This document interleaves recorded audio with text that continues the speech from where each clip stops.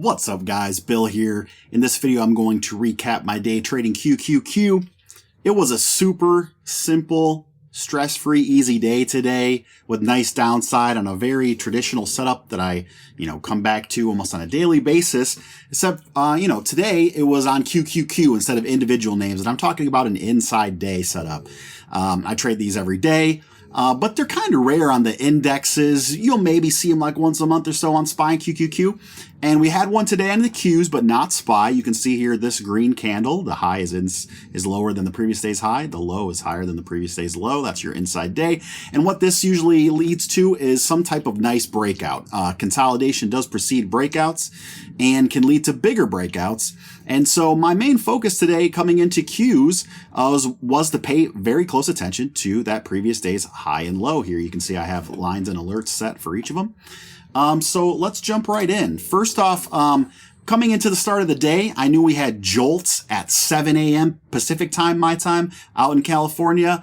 And that's 30 minutes after the open. And a lot of times when you have big data reports like that looming, you can get a little chop and stuff in the morning. So I was kind of planning on taking it easy until that jolts report came out. And Qs actually made a little bit of a move before the jolts report started. As you can see here, the opening range set up, and on its next 5-minute candle, it popped out. And one thing I mentioned in the room was, hey, if they want to run this up and fill the gap, that's one way to start the day here before the jolts report comes out. Had about 10-15 more minutes before that happened, and they pretty much did that. They didn't quite get all the way to the gap, coming about 25 cents short of it here. This is your previous day's closing price, but that was kind of looked like the intent there that bulls were trying to do, is go up and fill that gap down from pre-market. And then we had jolts come out, and that's this massive candle here, right, on volume. And the close of this candle on the 5-minute had set up an opening range breakdown. Now, you guys know that when I play the opening range breakouts or breakdowns, I'm looking at the 10.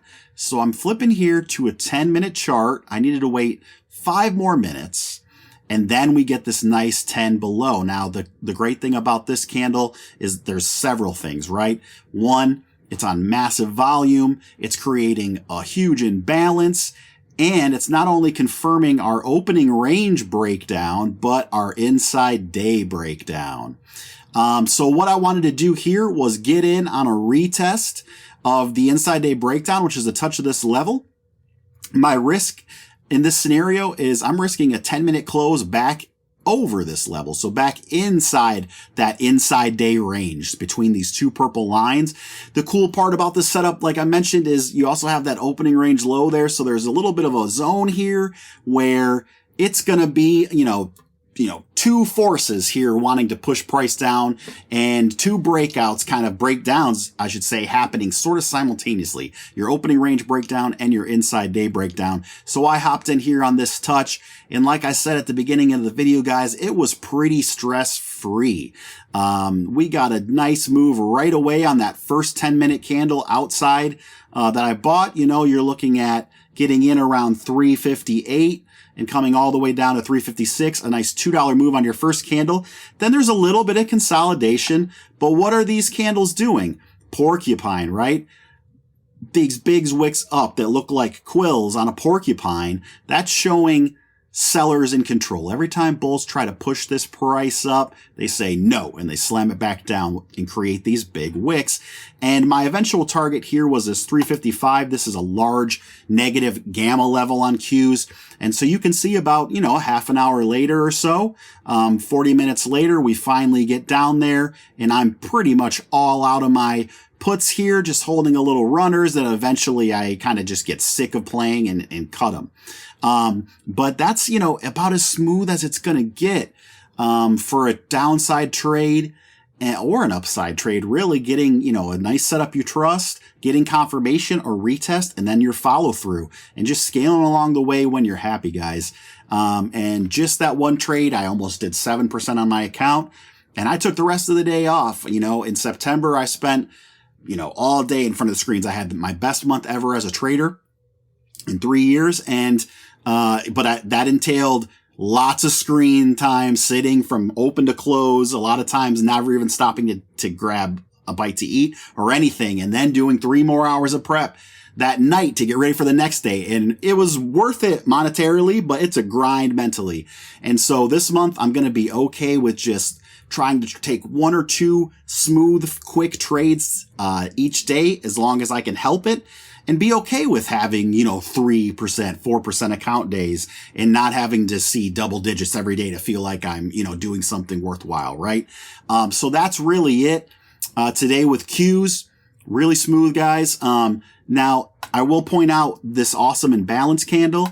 The only thing I was keeping an eye on was if price wanted to come back and test this area, then we go back and we talk about the, fibs into a imbalance. So like a golden zone imbalance, you can just pick wherever you want to pick. Here's your 618 in the imbalance, 786.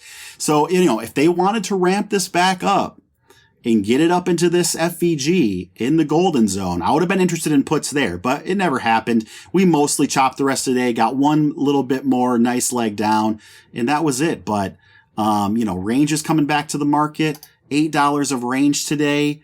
Nice extended moves on the indexes. So I'm pretty excited about that. Means I don't have to chart as many individual names and can just trade indexes and make money, guys. So I'm pretty excited about that. If you have any questions about anything that I talked about in the video today, just leave a comment or find me on Twitter, DM me, and I'll help you out.